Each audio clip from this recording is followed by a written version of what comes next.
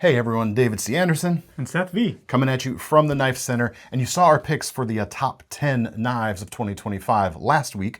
But this week, what are the knives that we actually used the most this year? Pretty different stuff. And do they line up or not? We'll find out right now.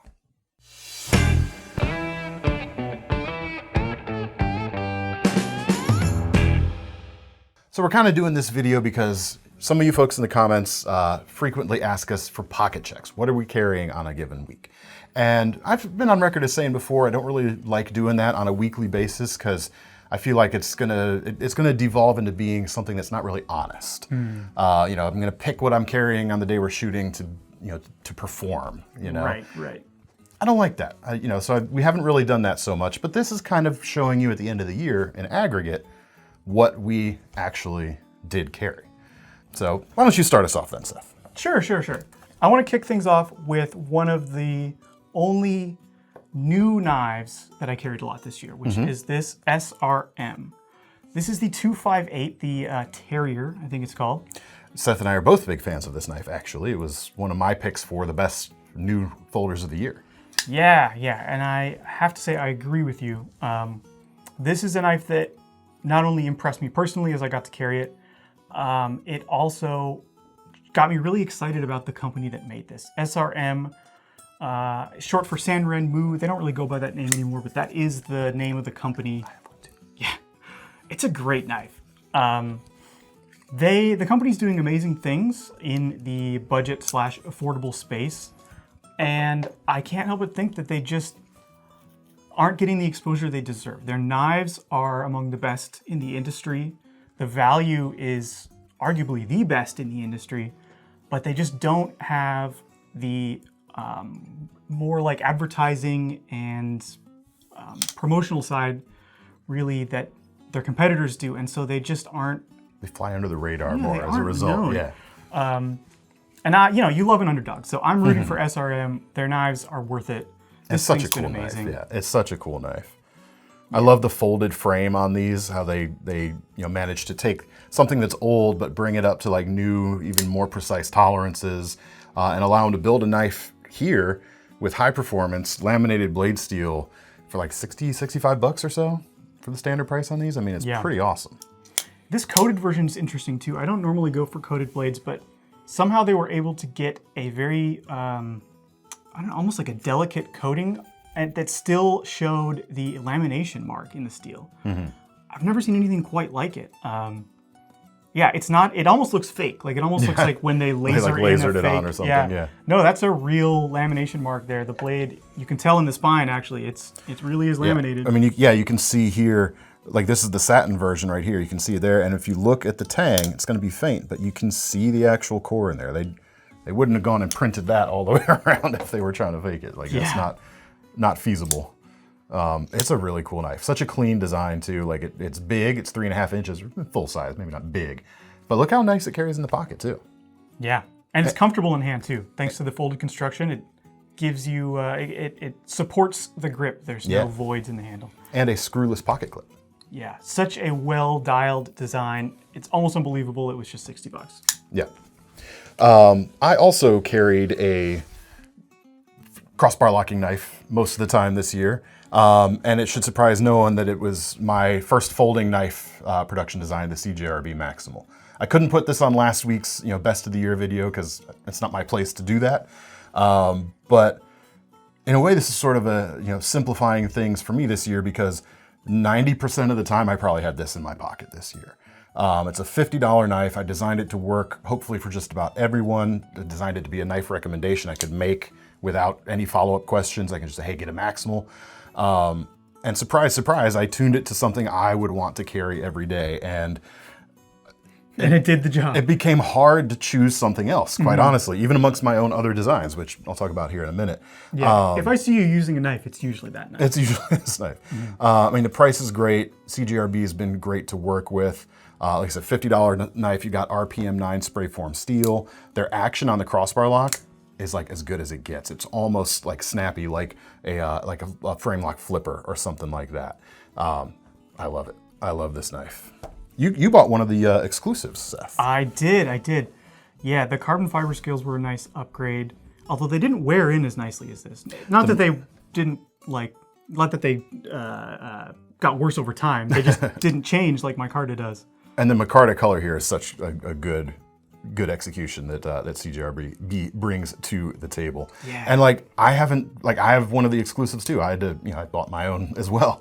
And I carry this one. I carry the base model because it's that good, in my opinion. Yeah, I was, part of the reason I upgraded to the exclusive was to test out the SF2 blade steel. But truthfully, to be fair, I didn't do any actual cut-by-cut comparisons, edge retention testing. Mm-hmm. But just in use, I didn't notice much of a difference from the RPM 9 here. RPM 9 is good stuff. Yeah. It's really good stuff. Yeah. Awesome knife. It is snappy. The cool, the part of the key to what I think makes it work for a big range of things is it's 3 inches, so it's not huge knife, but it's still a length that can get enough work done. But importantly, it's a length you can take just about anywhere. Always check your local laws, of course. But you combine that with a handle that's got enough height here that even though this is a small knife, it can cut big when you need to because you've got the foundation to support those bigger cuts in a way that some other small knives don't necessarily have. Yeah. So 90+% of the time I was carrying the Maximal from the day I finally got my hands, well, even before that, I was carrying a prototype last year. But I've always been sort of a fixed blade and a multi-tool guy. Mm-hmm. And I'm gonna show you this right here. This is kind of like the final evolution or the current evolution of my complementary tool. I was carrying an Evo Grip S18 for a great number of years from Victorinox. They discontinued that. But I had started to transition to the Leatherman Juice series because it maintained a small size and got the pliers into the mix. At the end of the day though, I love the Juice. This is the S2 that I carried for a while. The scissors on the Juice aren't as good as a Victorinox scissor. They just aren't. And I was missing better scissor action. But I didn't want to give up the pliers and the other stuff too. Yeah. So eventually I came to this. I actually just did a video about this on my channel, my DCA Knives channel. You can go check it out. I'm combining Leatherman flat bits, the Knipex pliers that people love or hate, 711L mini ratchet, and their new extender. I actually shortened this one for reasons I won't get into, but this right here, the Victorinox Companion Slim. Through various iterations of this, as I've been graduating up from the Juice, has been in my pocket for many, many months, or on my belt for many, many months.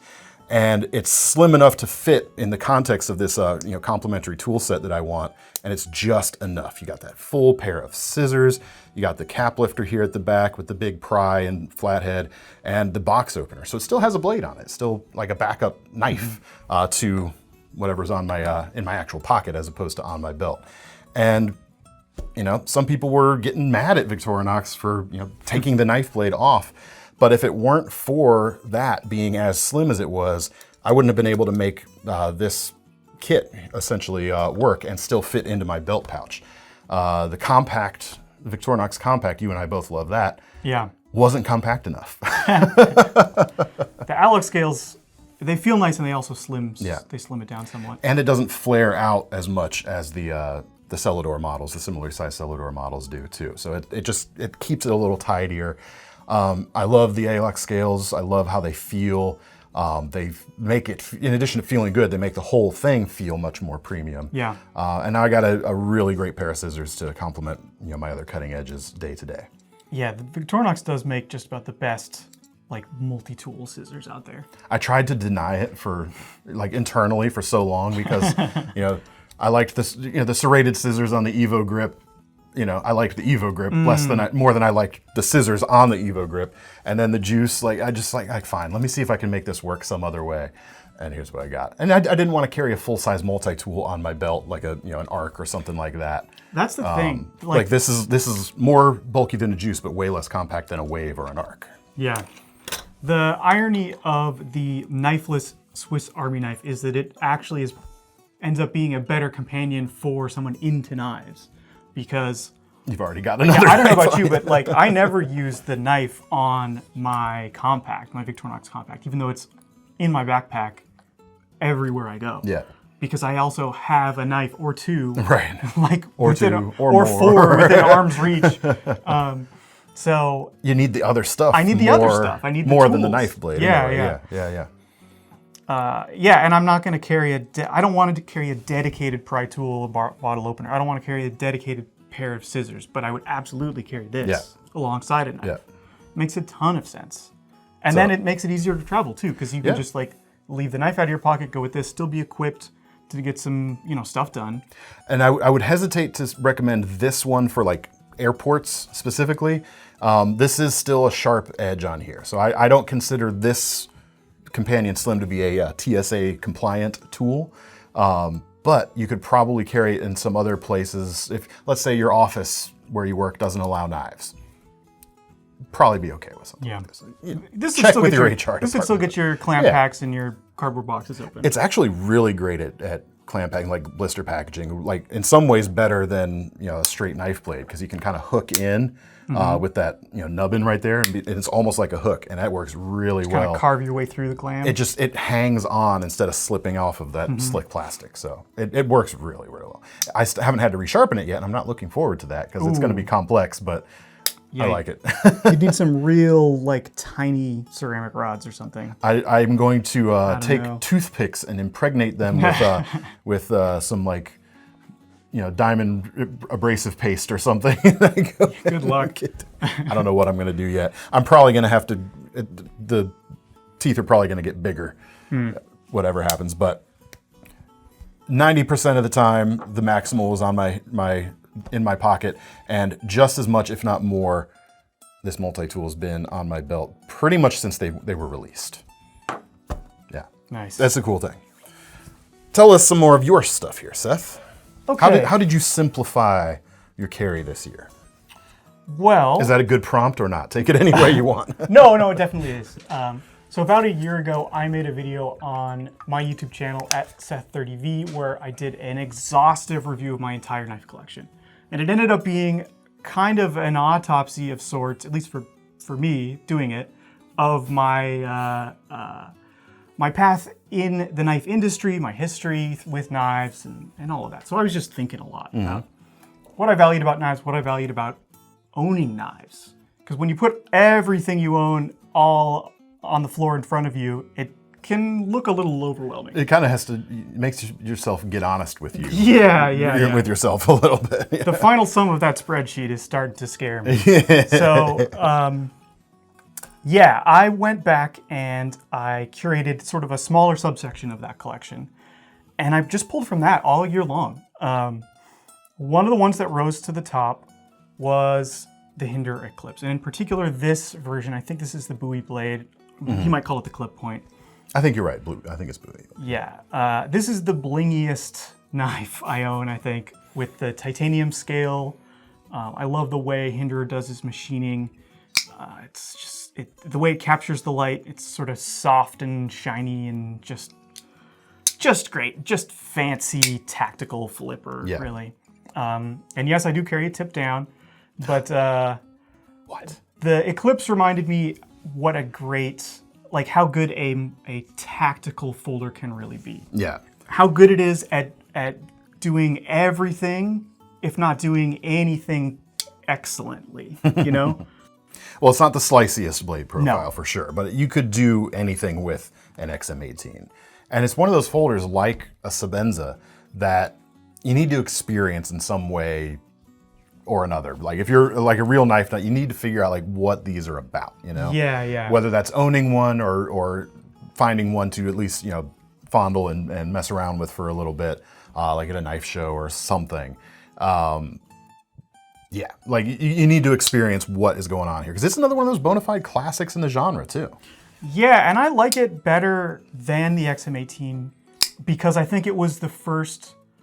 I called that the XM18, didn't I? It is the Eclipse. Well, I would agree with you that the XM18 is one of those ones you need to experience. Yeah. I experienced it and decided that the Eclipse was better. Right. Fair enough. I think it makes sense as a flipper in a way that the XM18 does not. Interesting. And Hinder makes a great flipper, especially now with the tri-way pivot. And it's it's unlike other makers. Hinder is making all his stuff in-house, down to the hardware. Yeah, so all the screws he machines on himself. Yeah. It feels and kind of just has a vibe like no other knife brand. And this one just really just fits in my hand. Yeah. Yeah. So that's a big chunky boy. Talk about the smaller one right next to it real quick, and then I'll throw something at the people. Yeah, the Buck range right here. Now, I said I was going back to older designs, and this technically is a new design, a new release, in fact.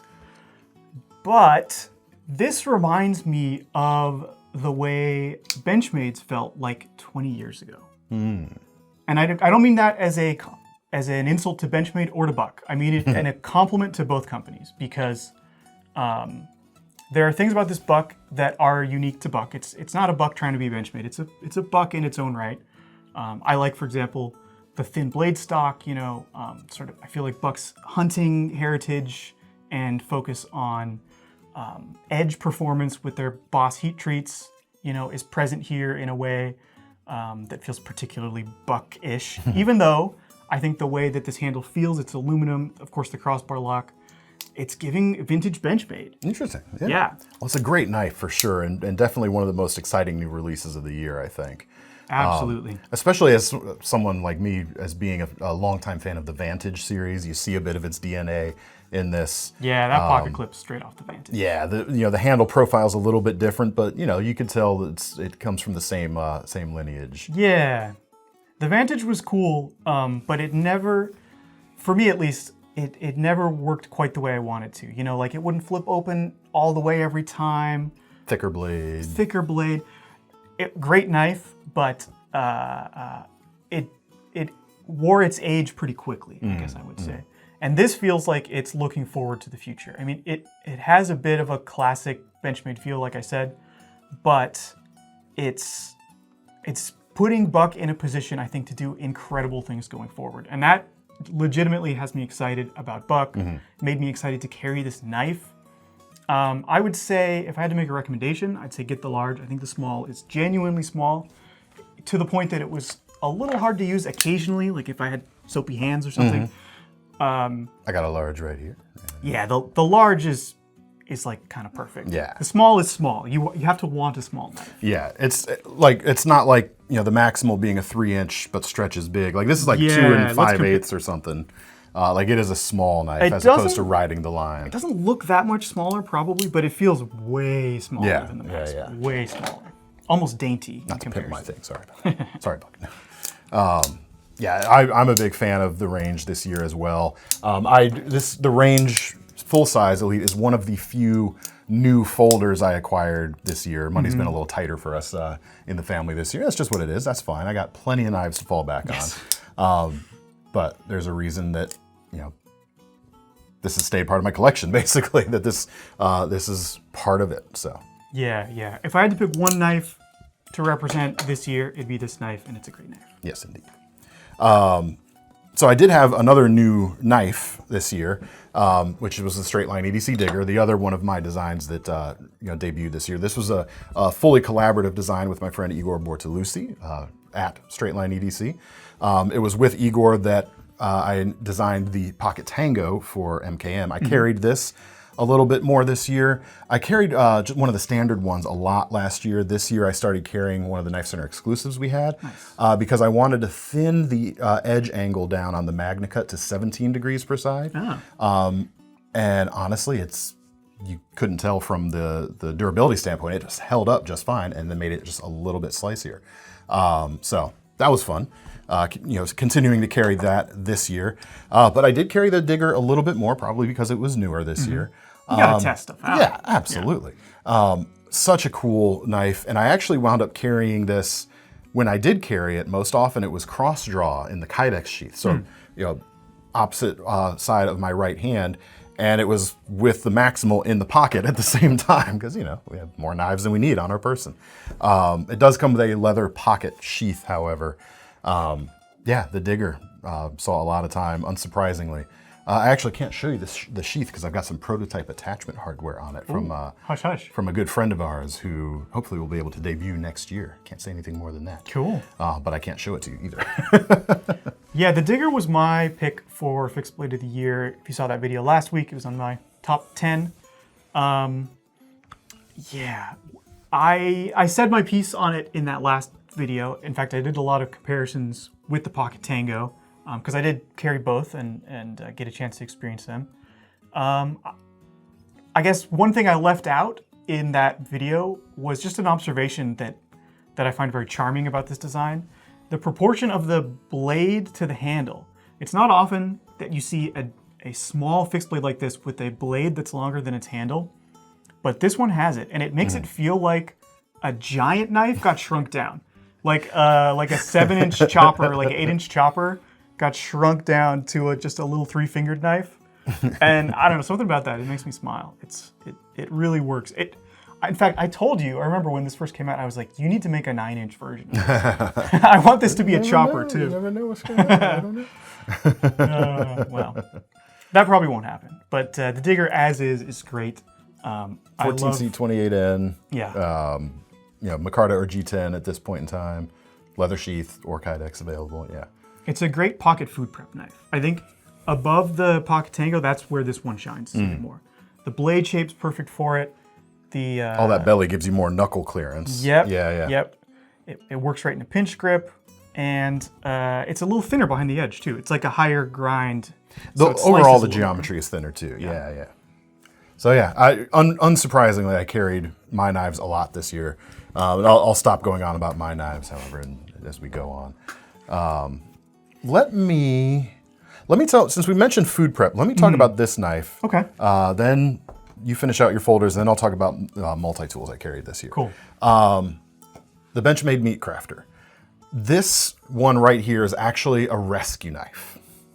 In that I rescued it from the horrors of the KnifeCenter kitchen. Oh, not just because it's orange. Not just because it's orange. So I don't know actually where this initially came from, but we got back a Meatcrafter that the tip had gotten snapped off of. So it was really jagged looking, and I don't know who thought, like, what are we gonna do with it? Somebody put it in the KnifeCenter kitchen. Yeah. And I saw it with its jagged... Where kitchen knives go to die. With its jaggy tip, and I was like, I need to fix that up. So I took it home, took it to my grinder, did a simple drop right there, nothing complicated.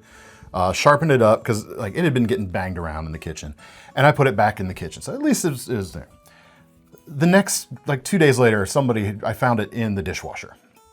And I got mad, so I rescued it. I took it home. I was like, you guys have lost your Meatcrafter privileges. But since day one, when these were released, I have kind of maintained that they were really pushing it as a hunting knife and a meat processing, butchering type of knife. Mm-hmm. And certainly it is that. But I'm looking at that and going, that would be a phenomenal boning/slicing knife in the kitchen. So once I rescued this, I put my money where my mouth was. For about close to 3 months, I tried to use nothing but this knife in my kitchen. Dang. Just to push it and test my theory. Yeah. I didn't exclusively use it. Some other things got used here and there, especially if it hadn't gotten washed yet. But this was the thing I always wanted to reach for. And by golly, this could be your only kitchen knife. I wouldn't want to live in a world where this would have to be your only kitchen knife, but if you had one, this does a lot. It's nimble enough to do, smaller, utility stuff. It slices great. It did the Thanksgiving turkey this year, both, breasting the meat out and cutting everything up, slicing everything up. Phenomenal at that. It's really thin blade, CPM 154. You can't get it in orange anymore, but you can get it in the green handle, or you can get it in a higher end, like attached handle, like riveted or whatever. Mm-hmm. But for kitchen use, especially anything that's gonna be slimy, this one's the way to go, quite honestly.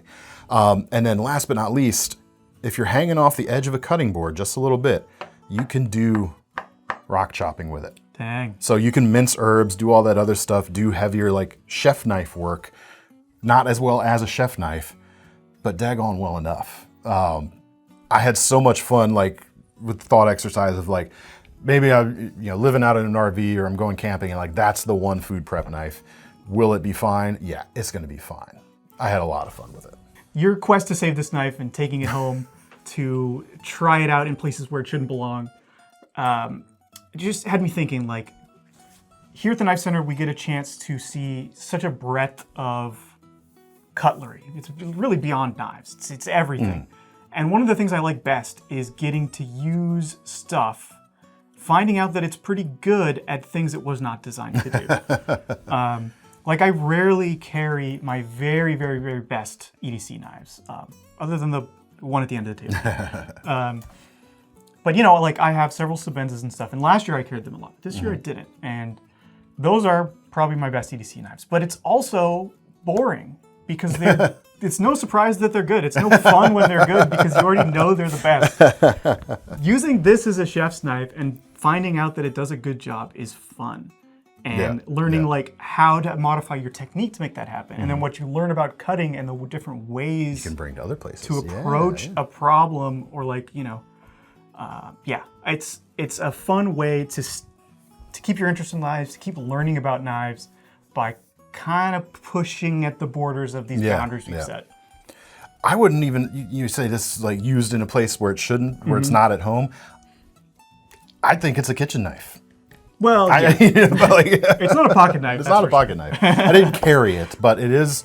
This was one of the. I probably used this more than I used the Maximal this year.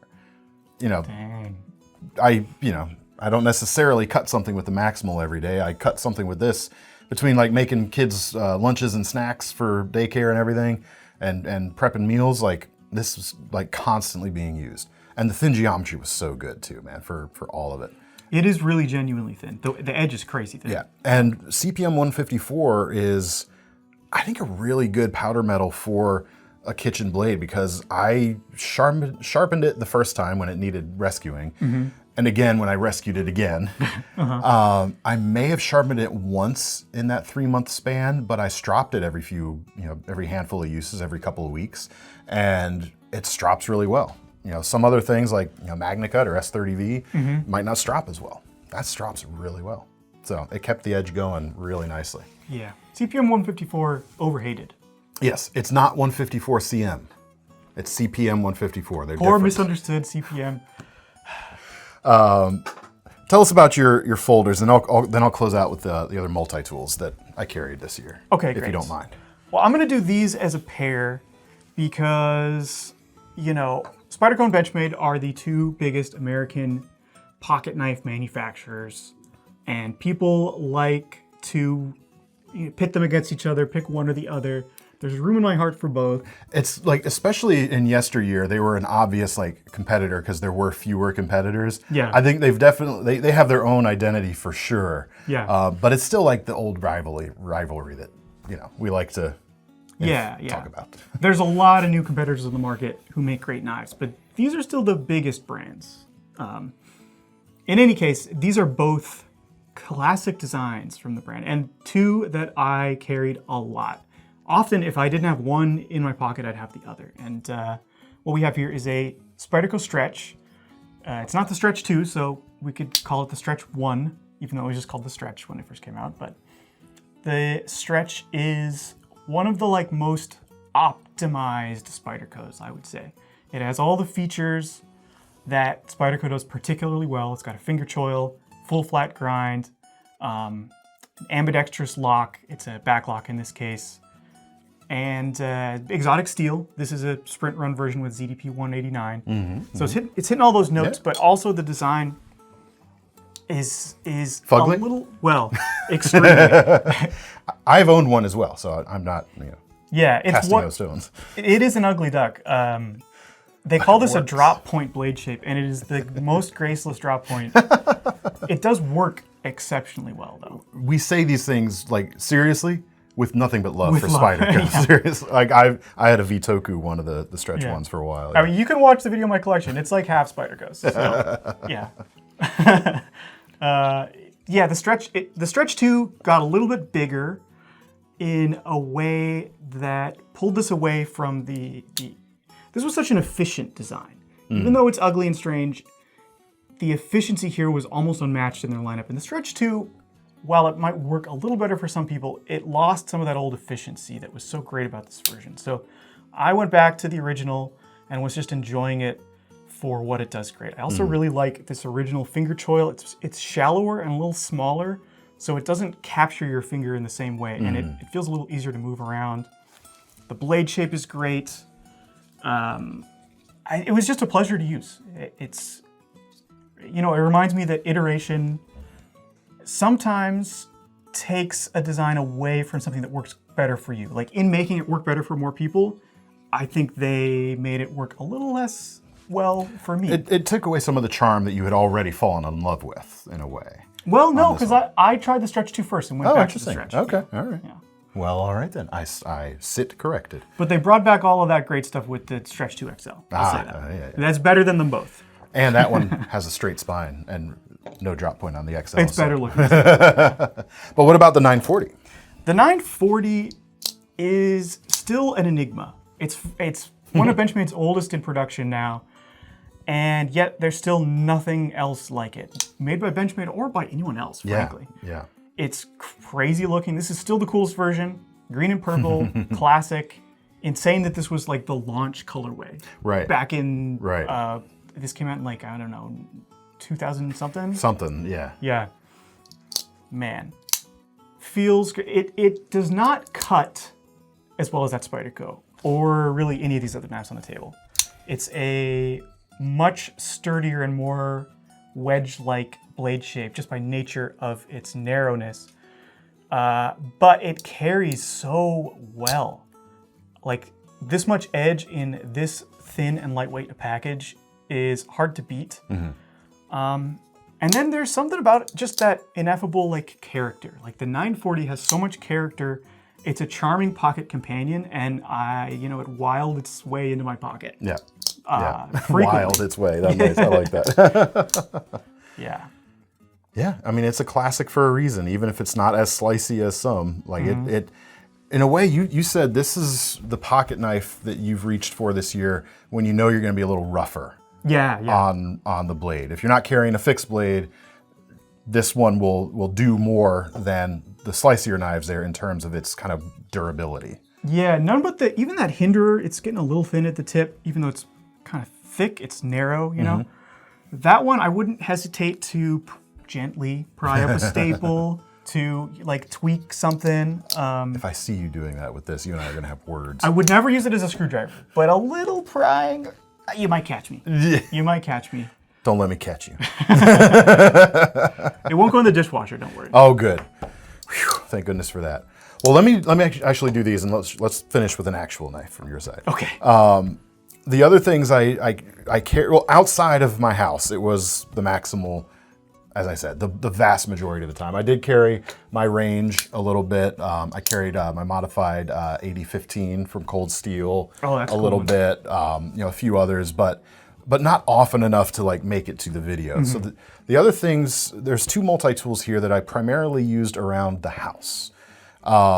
Anytime I went out into the yard to cut grass, do yard work, do whatever, if I wasn't getting like fully kitted up, I threw the Leatherman Arc in my pocket. It's got just such a well-rounded set of tools. The pliers, of course, are great. The MagnaCut blade is great. Probably more than the MagnaCut blade, I used the saw, maybe the most on this. Simply as I'm driving around on the lawnmower cutting stuff, if a branches come down a little too far, I could just zip zop and get rid of it. It's a good saw. Yeah, Leatherman does a great multi-tool saw. And the Arc is a great tool. Like everything, all the tools can be accessed from the outside, which I like. They can all be closed one-handed. All the tools can be closed finger safe, but yeah, all the sharp edges, your fingers don't have to cross the path of the blade when you're going to close them. You never say never, but it's going to be a long time before I get rid of my Arc. It's an excellent tool. It's a generational leap for the Leatherman. Yeah, for sure. But even more often than that, because I'm not heading out and doing stuff in the yard every day, if it's a weekend and you're just bumming around the house and I've got PJ pants or a pair of gym shorts or whatever on, most of the time the Roxon Flex Companion. Nice. I just threw right into the pocket there, because in addition to having a D2 blade, which is useful, it's and you can kit these out with whatever tools you like because they're so easily changeable. But this was just a great around the house hey, something needs a quick little turn of a screw, so I've got a screwdriver here at the back, or I need to like this was actually your kit. This is the tools you selected. This is what I was, the tool set that I carried around the house. I had a little pry function here, a little file, for a fingernail, scissors, always useful for little things. The little pliers there. It's not going to replace a like real set of pliers, but for monkeying around with kids' toys or whatever else, it's a fine little thing. And then the bit driver on the back. I mean, it's a great tool for no matter what you want to make it, but especially kitted out like this, it was a great tool for just bumming around the house. Yeah. Yeah, that's awesome. I haven't picked one up myself yet, more because they keep selling out in between our restocks than anything else. Well, we have some in stock right now. You can buy one. Oh, we do? Yeah. Oh. I was looking for this video. I didn't see him. Ah, well, we'll check later. Should have looked harder. Link will be in the description in any case. I said this in the last video, but this feels important. Like the modularity of a multi-tool has been a dream of multi-tool users since multi-tools were a thing. Roxon made it happen, and especially in this form factor, like it just makes so much sense. They're the first. Some others have done it, beat them to the punch a little bit, but none have had sort of the widespread success or the like attainability and affordability that Roxon has brought to it. Really, I can't think of anything I saw first. Yeah, there are a few other things out there, but nothing that has kind of achieved this level of notoriety so quickly. Yeah, well, they came out of the gate with a whole system. The tool's ready to go. Yep. The lock is intuitive to use. It's simple. It's quick. It's sturdy. Like, they nailed it. Yep. Yeah. I like the bit driver too. Yeah, the full-size bit driver is nice. The Companion Mini is also nice. It's got a mini bit driver on the 4mm bit driver on the back. But the Flex Companion can take all of the long blade implements, as opposed to the Mini's restricted to the shorter implements. So. Yeah, which has less selection, I believe. Yes, yeah. So yeah, I mean, a lot of times around the house, this was what it is. Or it would happen all the time, like go home at the end of the day and like change out of the work clothes, and I'll put on a pair of, soft pants, and hey, I'll throw that in the pocket so I've got something, It always comes in handy, and it's doesn't have to be just confined to the house. It is fully capable of being your everyday multi-tool elsewhere. It just wasn't what I carried. Yeah, for you it was. Anyway, last but not least, an actual knife. A real very cool deal knife. Yeah. This is the Brisa, used to be called Enzo, now it's Brisa, Birk 70. This is essentially a folding puko with a full flat grind. This comes or came, I'm not sure if it's still produced, with a Scandi grind, but this version with the full flat just gave me the thoughtless EDC perfection that I needed, if I'm honest with myself. Like I love to carry blingy, cool, fun knives like this. I love to carry knives that, make me think about the state of the industry and the future of a storied US company. But this is just the knife I need when I need a knife. And truly, I believe you have to spend probably twice as much or more to get a better knife than this.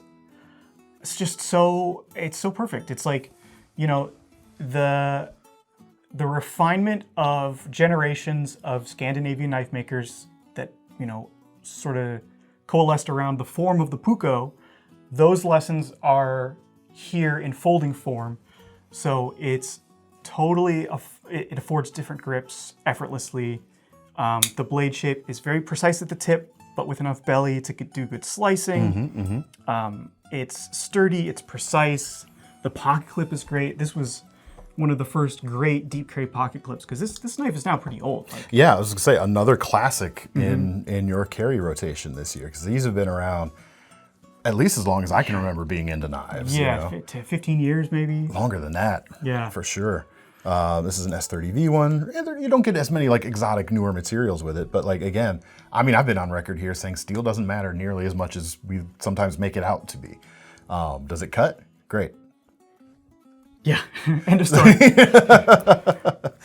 And you can make worse blade steel cut better by sharpening it in different ways too. True, so true. A little knowledge goes a long way there. And what a clean profile. Like I've talked about in last week's video, like being a lover of like clean, refined profiles, and this definitely has that. Such a cool like dialed in design. Like it really is. It's not flashy, it's not blingy, but doggone it, it's just a knife. Yep, really well made too. It's, yeah. This was my most carried knife by far. If I wasn't sure what I was gonna carry, it was gonna be this. If I put on my pants from the night before, it probably had this in it. So now the battle in the comments section. Whose most carried knife should be deserving of, I don't know, something. vote for mine or Seth's, or mine or Seth's whatever. I feel like you get some bonus points because your knife was designed by you. That's a nice little thing. Like, that's gotta feel special in the pocket. Oh, it does. It absolutely does. But taking that out from it, like, yeah, I mean, it's predisposed to suit my preferences. Yes. But let me know what you thought of our most used knives down in the comments. What was the thing you carried the most this year? Let us know as well. Interesting, always interested to hear from folks. And is it a new something or is it an old something? If you want to get your hands on what we can link to, we'll link to it down below in the description. That'll take you to KnifeCenter.com, where we've now got Sezzle and Apple Pay options at checkout, as well as our Knife Rewards program. Don't forget about that, so you can earn some free money to spend on your future order. I'm David C. Anderson from the Knife Center. I'm Seth B. That's all for now. Happy New Year very soon. See you guys.